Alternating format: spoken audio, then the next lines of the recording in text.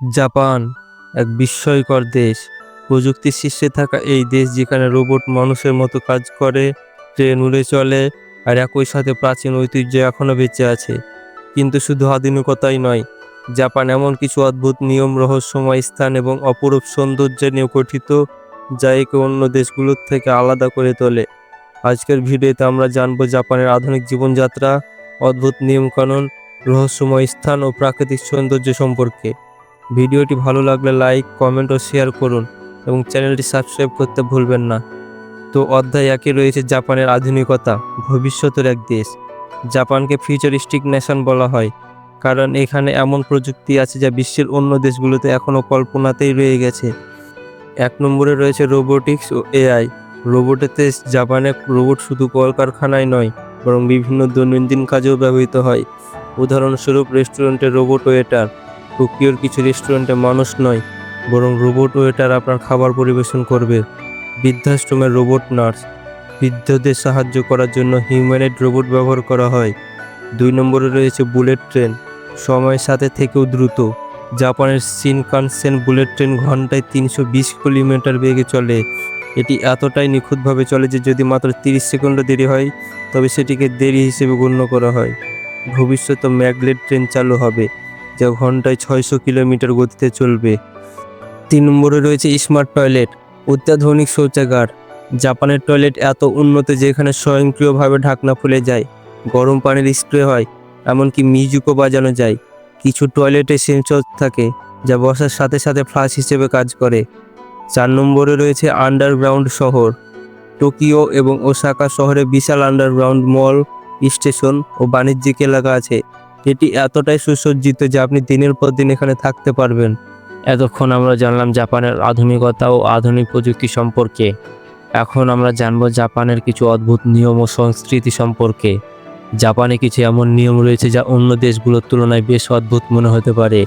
1 নম্বরে রয়েছে পাবলিক প্লেসে ট্যাটু নিষিদ্ধ। একসময় জাপানের ইয়াকুজা মাফিয়া গ্যাং সদস্যরা শরীরে বড় বড় ট্যাটু করাতো, তাই এখনও অনেকে আসেন সুইমিং পুল এবং কিছু রেস্টুরেন্টে, এবং তাদের গায়ে ট্যাটু থাকলে তাদের প্রবেশ নিষিদ্ধ বলে ঘোষণা করা হয়। 2 নম্বরে রয়েছে রাস্তা পার হওয়ার সময় কথা বলা বারণ। জাপানের ট্রাফিক আইন এতটাই কঠোর যে রাস্তা পার হওয়ার সময় মোবাইল ফোনে কথা বলা নিষিদ্ধ। 3 নম্বরে রয়েছে পার্কে ঘাসে বসা বারণ। অনেক পাবলিক পার্কে ঘাসের উপর বসতে দেওয়া হয় না, কারণ তারা পরিবেশ সংরক্ষণে বিশেষ মনোযোগ দেয়। 4 নম্বরে রয়েছে টিপস দেওয়া নিষেধ। জাপানে যদি আপনি ওয়েটার বা ট্যাক্সি ড্রাইভারকে টিপস দেন, তাহলে সেটি অপমানজনক মনে করা হয়। এখানে সবাই নিজেদের পেশাদারিত্বের সঙ্গে কাজ করে এবং টিপস নেওয়ার প্রয়োজন মনে করে না। এখন আমরা জানব জাপানের রহস্যময় স্থান সম্পর্কে। জাপানে কিছু এমন জায়গা আছে যেগুলো আজও রহস্যে ঘেরা। 1 নম্বরে রয়েছে আকিগাহারা ফরেস্ট, আত্মহত্যার বন বলে যাকে বিবেচনা করা যায়। মাউন্ট ফুজির পাদদেশে সুইসাইড ফরেস্ট নামে পরিচিত আকিগাহারা বন রয়েছে। শত শত মানুষ এখানে আত্মহত্যা করেছে এবং লোককাহিনী অনুযায়ী এটি ভুতুড়ে জায়গা। 2 নম্বরে রয়েছে ইওনাগুনি ধ্বংসাবশেষ, জাপানের আটলান্টিস। জাপানের ইওনাগুনি উপকূলে পানির নিচে বিশাল ধ্বংসাবশেষ পাওয়া গেছে। এটি প্রাচীন সভ্যতার নিদর্শন হতে পারে, তবে এখনও গবেষণা চলছে। 3 নম্বরে রয়েছে ইনুনাকি টানেল, অভিশপ্ত স্থান। স্থানীয়দের বিশ্বাস অনুযায়ী এই টানেলে অনেক অলৌকিক ঘটনা ঘটে। অনেকে দাবি করেন এখানে অদ্ভুত কান্নার শব্দ শোনা যায়। এখন আমরা জানব জাপানের সৌন্দর্য সম্পর্কে। জাপান শুধু প্রযুক্তির দেশ নয়, এটি প্রকৃতির দিক থেকেও বিস্ময়। 1 নম্বরে রয়েছে চেরি ব্লসম, গোলাপি স্বর্গ। বসন্তকালে পুরা দেশ সাকুরা ফুলে রঙিন হয়ে যায়। লক্ষ লক্ষ পর্যটক এর সৌন্দর্য উপভোগ করতে জাপানে আসে। 2 নম্বরে রয়েছে মাউন্ট ফুজি, প্রকৃতির বিস্ময়। জাপানের প্রতীক হলো মাউন্ট ফুজি। এটি দেখতে এতটাই সুন্দর যে বহু চিত্রশিল্পী ও কবি একে তাদের কাজে তুলে ধরেছেন। 3 নম্বরে রয়েছে ওকিনাওয়া দ্বীপপুঞ্জ, স্বর্গের টুকরো, নীল জলরাশি, সাদা বালির সৈকত। ওকিনাওয়া দ্বীপগুলো ঠিক মালদ্বীপের মতো সুন্দর। এখন আমরা জানবো জাপানের সংস্কৃতি ও ঐতিহ্য সম্পর্কে।